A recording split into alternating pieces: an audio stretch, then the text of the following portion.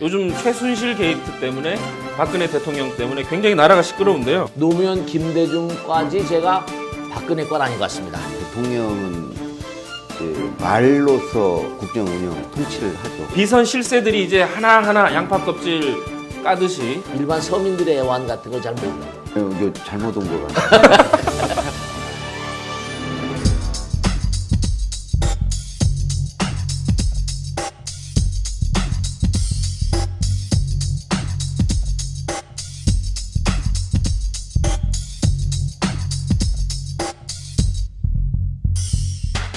우리 작가님은 사실 대한민국에 존재하는 작가 중에 대통령 두 분하고 직접적인 인연이 있다는 거 하나만 해도 요즘 굉장히 이슈가 될 수밖에 없는 것 같아요. 그죠? 오랜 시간 같이 하셨고 스님도 그 김대중 대통령하고도 아시죠? 네, 뭐 네. 잘 알고는 것보다 가족들이 네. 선거 때문에 이제 쭉 찾아오니까 뭐 예전에 뭐 좀 홍삼 트리오라고 하잖아요, 그죠? 또 그다음에 뭐 가족들이 뭐 제가 일일이 다 이름 될 건 아니고 하여간에 가족들 이호 여사도 한번 제가 뵌 것 같고 가족들 그 며느리도 좀 뵀고 또 지금 또 그다음에 그 한번 인사도 때 김대중 대통령 나는 것 같고 노무현 대통령하고 좀 인연이 좀 있죠. 스님 그 노무현 대통령이 어. 고집이 세다 뭐 이런 말이 있더라고요. 그 노무현 대통령이 고집이 세다 안 세다보다는 우선 하여간에 자기가 그 어린 시절에 남들도 어려운 그런 고시를 갖다가 독학으로 했잖아요, 거의. 무슨 부산에 무슨 부산 상고 나왔다는가 해가지고 혼자 해가지고 어려운 곳일 그러니까 어떤 그런 그 강한 어떤 자신감 같은 거 그런 건 제가 말씀을 나누다 보니까 느낀 게 있고 하여간에 그 분명한 사실은 뭐냐면 김대중 대통령하고 그 다음에 노무현 대통령을 이렇게 제가 개인적으로 뵈고 또 김대중 대통령은 또 그 운동권에 있던 친구들이 또 거기 뭐 김대중 대통령 밑에 많이 있었거든. 뭐. 신문사 나온 언론계 나온 이런 그 해직된 친구들 해가지고 하여간에 해직돼서 해직 풀리고 나니까 운동권에 있는 친구들이 다 전부 다 그냥 다 들어가가지고 국회의원이 수십 명 친구들이 있고 김대중 대통령 뭐 비서실장도 다 친구였으니까 싹 전부 다 그런 적도 있었고 그러니까 얘기를 다 듣지 그러니까. 그 깎아주기만 아니었으면 뭘 했을지 모르겠어. 스님도 지금 가서 뭘 하고 계실 수도 있죠. 그렇지. 아니 그리고 뭐 국정원 뭐 해가지고 전부 다 깔려 있더라고. 그런 게 있고 그다음에 난 이제 깎아주니까 그때 노무현 대통령은 내가 어떻게 보면 그 부인 권양숙 여사가 어떻게 전생의 인연인지 17기로 능인불교다 17기로 들어왔었어. 17기로 들어와가지고 그때는 뭐 그분이 대통령이 될 줄 뭐 알았나 전혀 사람 알 수가 없는 거야. 알 수가 없는 거야. 그러니까. 근데 제가 그분의 인상은 뭐냐면 굉장히 수도분했었어. 굉장히 수도분하고 뭐랄까 소박하고 아 이분이 뭔가 애환을 아시는 분이구나 느꼈고 내 방에 노무현 대통령 들어와서 얘기할 때도 보면 아까 그 뭐 고집이 세다 이렇게 했는데 저는 고집이 세다 그것도 그렇지만은 상당히 논리적으로 얘기하려고 그런다. 말 한마디 하더라도 이분이 굉장히 논리성을 따지고 자기 주장을 뭔가 이게 체계적으로 설명하려고 하는 그런 강한 의지가 있구나. 그리고 남을 설득하려고 해. 그러니까 내가 그런 얘기 했다. 내 방에서. 아니, 노 장관은 뭐냐면 노 의원은 스님 얘기 들어온 거야. 스님 얘기를 들어온 거야. 내가 당신 말을 들어야 돼. 이랬다니까. 그래요? 우리 작가님 보시기에는 그 어떻습니까? 노무현 대통령 뭐 고집이 세다가 아니 동의하세요? 그러니까 100% 동의. 100% 동의하세요? 근데 본인 스스로 납득이 돼야 돼요. 아. 스스로 개연성을 인정하지 않은 말은 안 해요. 그러니까 그래서 그분의 말의 어떤 습관은 이런 거예요. 주장, 이유, 근거, 반론 속에 종합. 항상 이 순서로 얘기해요. 나 꼭 맞는 말씀. 그러니까 이분은 딱 말을 할 때 그냥 말을 하는 게 아니야. 그냥 청문회 스타 있죠. 청문회 스타. 청문회 스타였으니까 뭐냐면 말하는 것도 가만히 보니까 이렇게 논리정연하게 법문이라는 게 이제 감동이잖아. 논리라기보다는 감동인데 그 사람의 마음의 어떤 흐름인데 이 사람은 이 노무현 대통령 뭐냐면 딱딱 이 얘기가 감동이라기보다는 논리정연하게 논리정연하게 해서 상대방 그러니까 나는 들으면 별로 감동이 없지. 논리적 얘기 그러니까 그래서 내가 이제 내가 지금 노 대통령 얘기를 들어야 돼. 노 대통령 내 얘기 들어야 돼.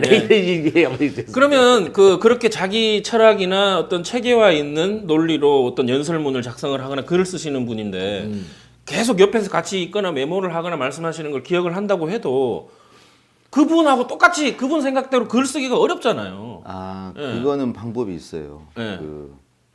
그분이 평소에 하는 말을 계속 듣고 있으면 돼요.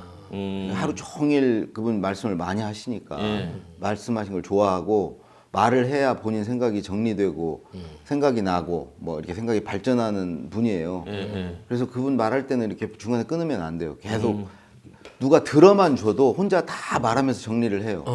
그래서 아예 연설비서관의 주요한 임무는 들어주는 거예요. 혼자 얘기할 수는 없잖아요. 누군가 계속 들어주면서 이렇게 리액션을 취해야 계속 들어줘야 돼. 그렇지. 내 방에 들어왔을 때도 보면 사실은 이게 나도 말을 많이 하고 산 사람이니까 법회라니까. 근데 말을 하면서 정리를 하는 거야 이렇게.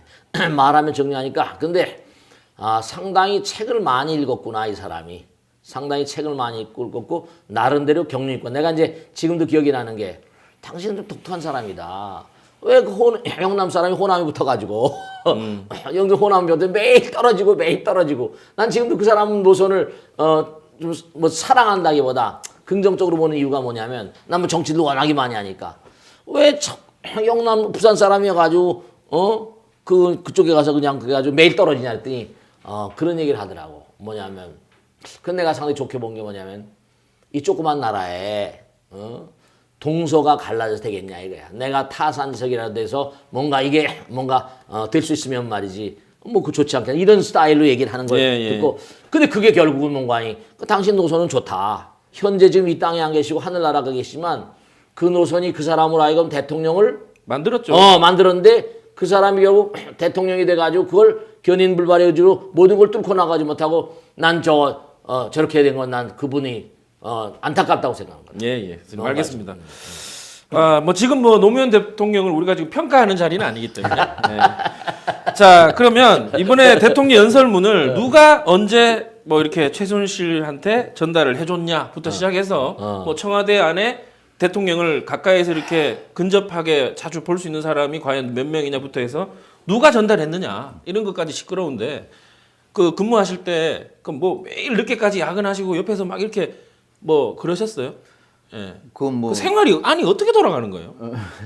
생활은 이제 보통 출근을 좀 일찍 해요. 예. 청와대 직원들은 보통 한 7시 아침 회의를 하기 때문에 대통령 업무 시작하기 전에 비서들은 모든 업무 준비를 다 마치고 있어야 되니까 일찌감치 회의를 하고 이제 대통령 주재 회의 준비죠.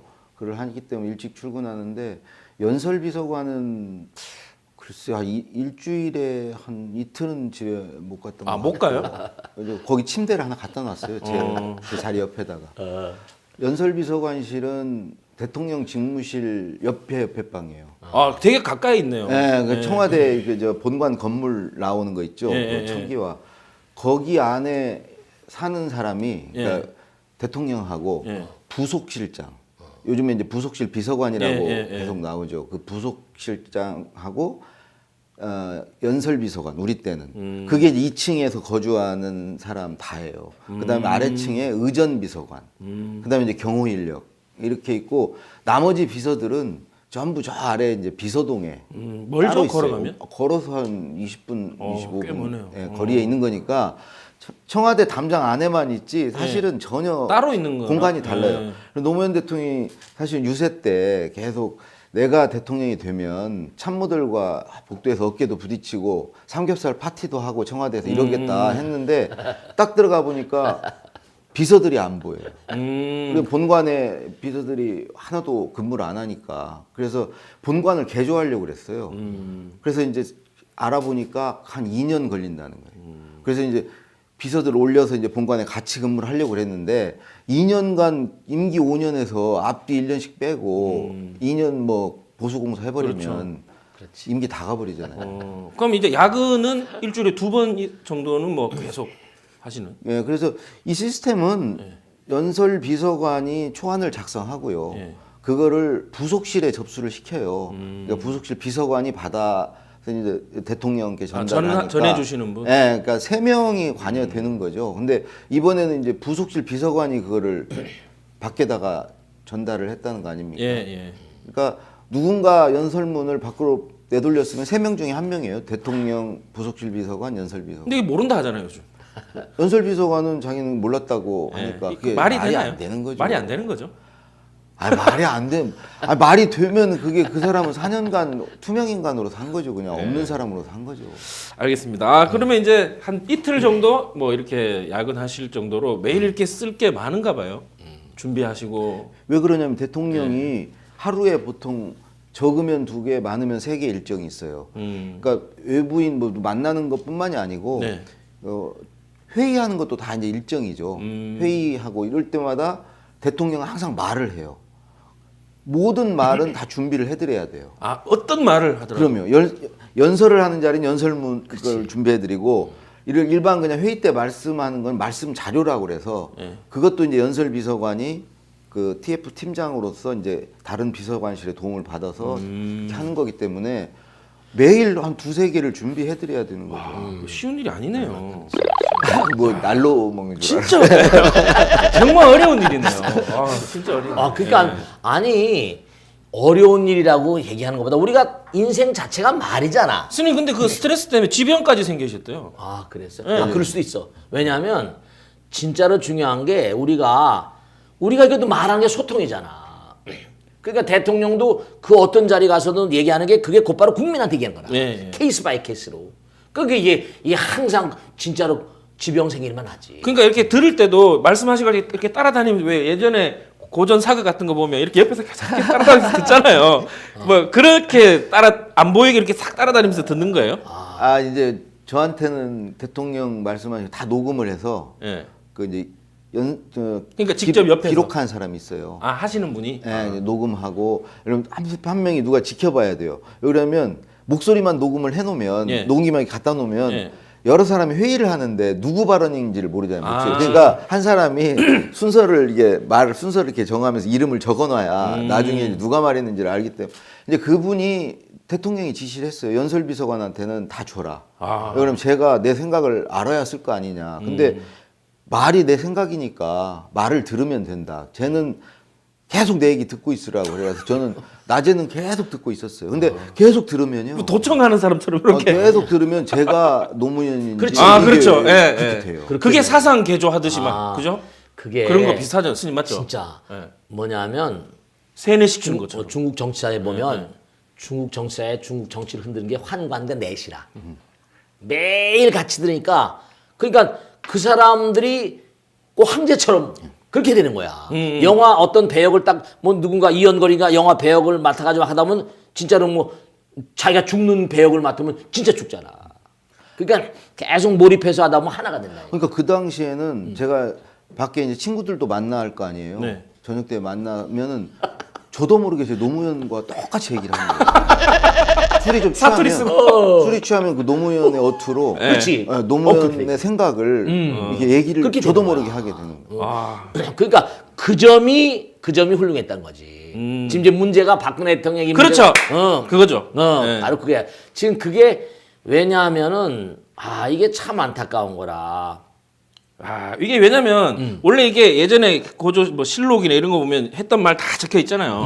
그건 이제 예를 들어서 따로 거짓말로 고쳤을 수도 있다거나 예를 들어 이게 조작을 할 수 있다지만 살아있는 녹음기가 그대로 있잖아요. 노무현 대통령이 하셨던 얘기를 다 들으셨기 때문에 그죠? 그러니까 뭐 그 사람에 대한 평가나 이런 부분도 사실 좋게 생각하시는 부분이 많으시잖아요. 그러니까 다 듣고도요. 네. 연설문 쓰기 직전에는 하나를 또 들어요. 또? 정식 연설문을. 그래서 완전히 그 느낌을 그대로 살려서 이제 치기 시작해야 돼요. 빙의 되는 것처럼. 그러니까 아주 그 좀 안타까운 게 뭐냐면 분신들 원화분신 변찰이야. 분신들이 많이 있는 사람들이 성공하는 거거든. 분신. 분신. 선생님, 발음을 정확하게 그치. 분신. 분신 말고 분신. 분신. 워낙 분신들이 많이 주변에 있을 때 그 사람들이 뭔고 하니 왕이라거나 황제라거나 대통령이라거나 뭔고 하니 이게 하나가 다 할 수가 없잖아. 그러니까 분신들이 곳곳마다 다 있을 때 그때 이제 이른바 말하면 그 사람이 좀 더 능률적으로 활성화된 그런 정치를 할 수 있는 거야. 예. 스님 그래서 그래서 하나 제가 스님 말씀에 좀 보태자면 정말 맞는 말씀인 게 재임 중에도 그렇고요. 네. 또 퇴임 이제 나중에 돌아가시고 난 후에도 바로 분신들을 많이 뒀어요. 노무현 대통령이 자기를 많이 보여줬어요. 많은 사람을 만나고 가깝게 이렇게 해서 항상 사람들 안에서 살았기 때문에 직접 본 사람이 많아요. 이 사람들이 본 것을 막 책으로 쓰고 말하고 다니고 막 이러는 거예요. 그러니까 사람들 그 국민들 속에 이게 막 추억과 이런 걸로 이제 남은 거예요. 이야기가 남은 이야기가 계속 살아 있는 거죠. 계속 살아 있는 아, 중요한 얘기다. 지금 안타까운 게 뭐냐면 노무현이란 사람, 내가 만난 사람, 권양숙이라는 사람, 이런 사람 보면은 그 사람들이 어떤 삶을 살았고 어떻게 지금 어쨌든 돌아가셨잖아, 그지? 돌아가셨는데 그 주변에 있는 사람이 계속 그리워하잖아. 분신들이야. 그냥 원화분신, 변제, 원화왕공, 재중이라 네가 중생을 제도하려면 분신을 많이 만들어라. 이게 경전에 나오는 말씀이야. 그러니까 언제 어떤 경우를 하더라도 분신을 많이 만들면 자기가 죽어도 분신들이 그렇죠. 분신들이 다 해가지고 그 지금 가자. 제일 무서운 게 분신술이잖아요. 아. 절대 못 이겨. 이 분신들이 많으니까 그러니까 그 사람이 얼마나 소통을 잘했는가. 소통을 잘하려면 자기를 내놔야 돼. 자기를 내놔야 돼. 자기를 버릴 때 그 사람 생각해봐. 저 사람 내가 똑같은 인간으로 태어났는데 내가 저 사람한테 인생을 다 걸으려면 과찬할 거 아니야. 저놈하고 같이 내가 살면 나의 인생이 도무지 뭔가 아니 의미로울 거 아닐까. 당연히 저놈은 뭔가 빈놈이고 저놈은 뭔가 마음이 텅 비고 뭔가 살아도 내가 인생을 투자해도 뭔가 아니 저놈하고 내가 살 수 있다. 이렇게 내가 분신이 되는 거야.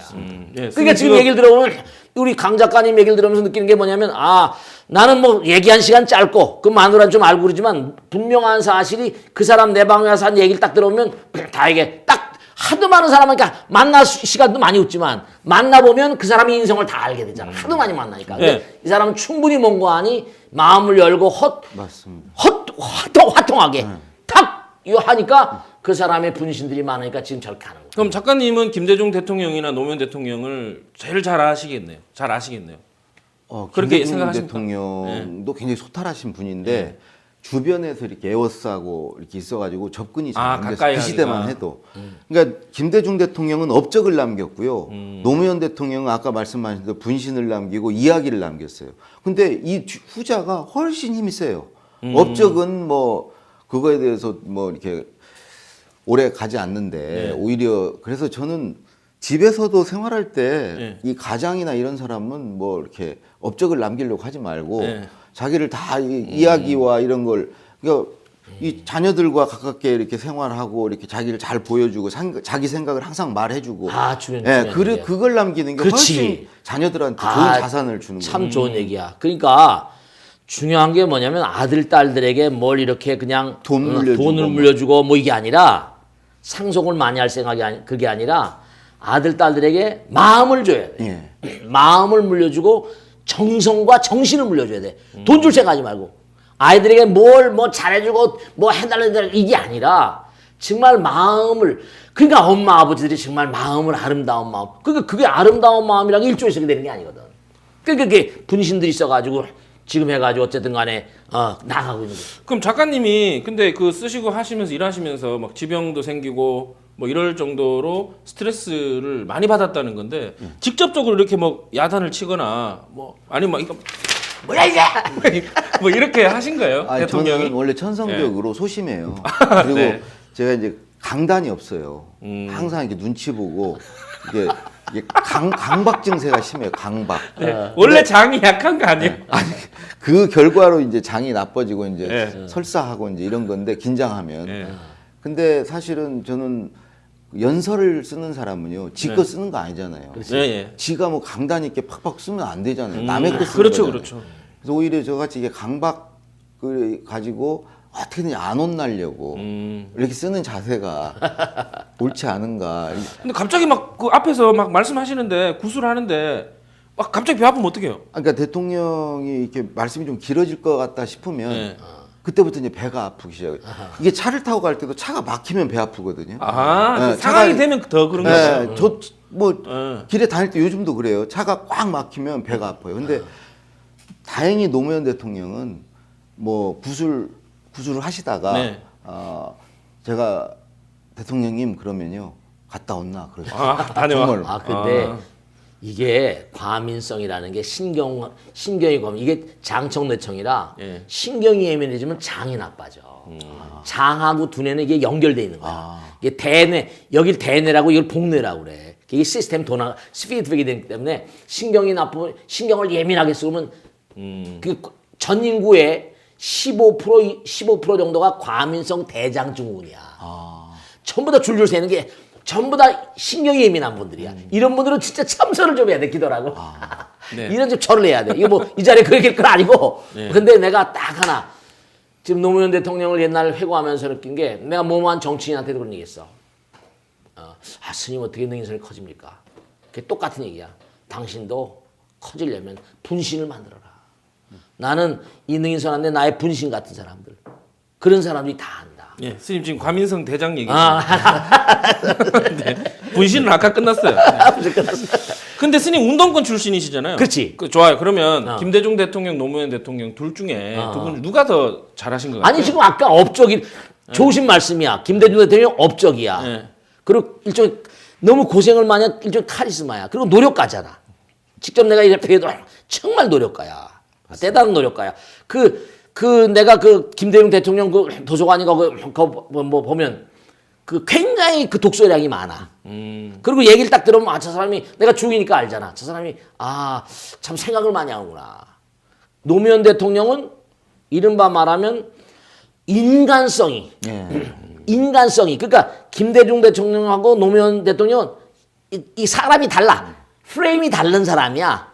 근데 내가 볼 때는 김대중이라는 사람도 훌륭한 사람이고 노무현이라는 사람도 나름대로 의미 있는 사람이 김대중이라는 사람이 노무현이라는 사람을 잡았던 거.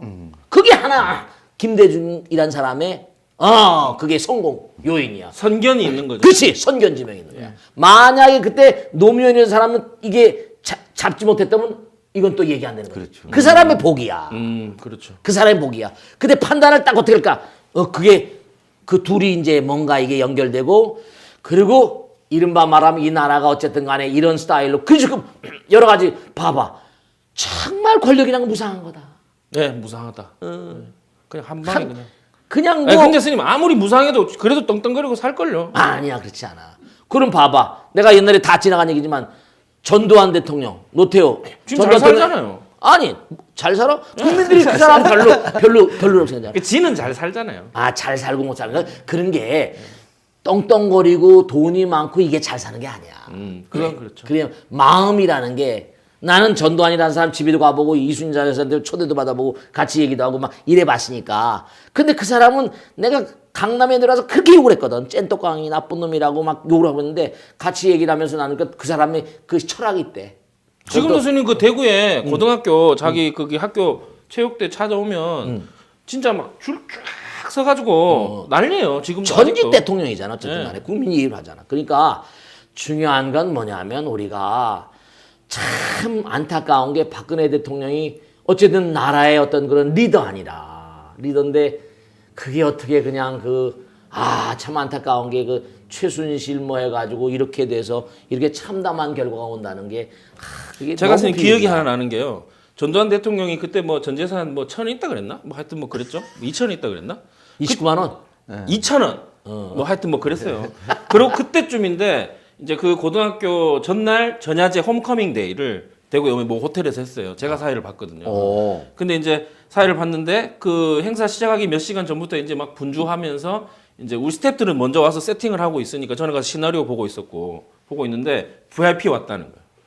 그러니까 그게 누군지 난 그때 VIP가 누구지? 대통령이 오나? 뭐 시장이 오나 이랬는데 전두환이 온다는 거예요. 그러니까 이 정장 입은 사람들이 오더니 정말 놀랬는 게 그냥 일반 그 홀에 테이블 이렇게 원탁 테이블 많잖아요. 그 앉는 자리 와서 의자 빼서 의자 밑 그다음에 그 온도계 있잖아요. 온도계로 실내 온도까지 다 체크를 하고 오케이 되고 왔어요.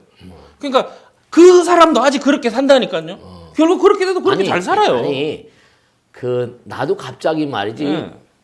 전두환 대통령 온다는 거야. 연락도 없이 와? 이게 뭐 무슨 그런 일이 있어. 그런 경우가 있어.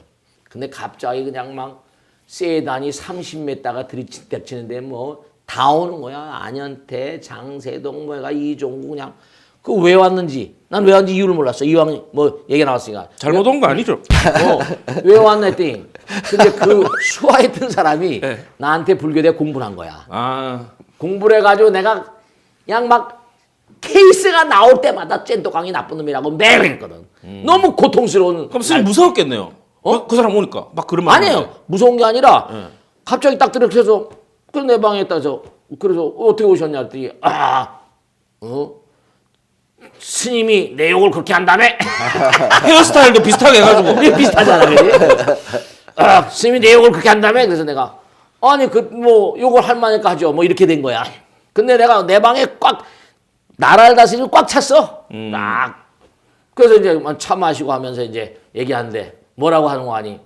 그땐 그럴 수밖에 없었어. 뭐 이러더라고. 그러면서 하면서 스님이 나 때문에 먹고 잘렸는데 뭐 하여간에 뭐 너무 섭섭하게 생각하지 마시고 그러면서 이제 저녁 먹으러 잘 이동했단 말이야. 근데 내가 지금도 기억이 나는 게 그 뭐라고 표현할까? 쪼개는데 그때 이종구 장관인가 누군가 스님 스님께 자식 마 스님은 무슨 스님 큰 스님이지 이러는 거야. 근데 그때 내가 딱 얘기하니까 뭔가 이 사람이 뭔가 하게 탁 느껴지더라고. 그 다음부터 내가 욕을 안 해. 이 민머리 중에는 제일 잘 나가는 사람이거든요, 스님. 그 사람이. 그래? 네. 이번에 안타깝지. 농담이었습니다. 안타깝지. 네. 자, 작가님. 근데 지금 뭐 갑자기 전두환 대통령 얘기까지 갔는데 지금 이렇게 갈 때가 아니에요. 지금 아직 양이 이만큼 남았어요.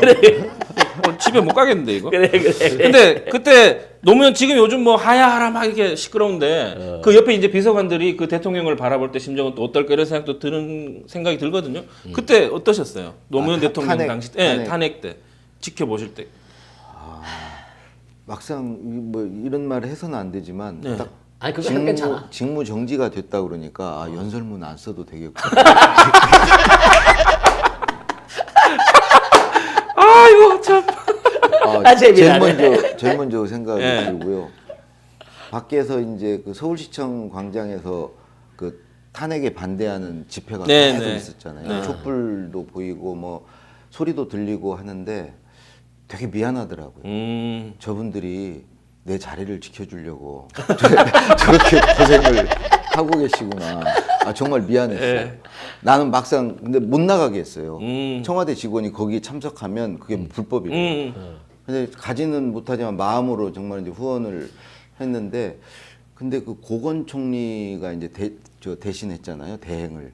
근데 전화를 하셔가지고 쓰던 대로 써주시라고 그냥 그대로 하시겠다고. 안 써도 되는 줄 알고 있었는데. 근데 대통령께 보고를 드렸더니 써주지 말라고. 그래서 계속 안 썼는데 논 게 아니고요.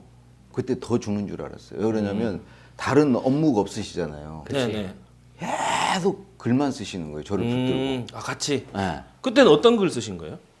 본인이 책을 쓰고 싶어서. 내가 지금 기억이 나네.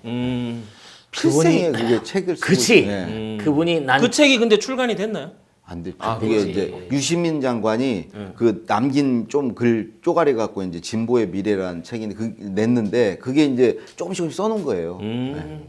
근데 나는 책을 쓸 거라고 그렇게 네. 하시는데 그게 너무 안타깝잖아. 저렇게 돌아가셨으니까. 뭐 책을 뭔가 논리정연한 책을 쓰고 싶었던 네, 것 같아. 그렇게 기억이 나. 항상 이 얘기를 했어요. 김대중 대통령은 철학이 있는 처음 대통령이었다. 그분은 사상가다. 책을 썼다. 나도 김대중 대통령 같이 사상가가 되고 싶다. 그래서 책을 꼭 쓰고 싶다.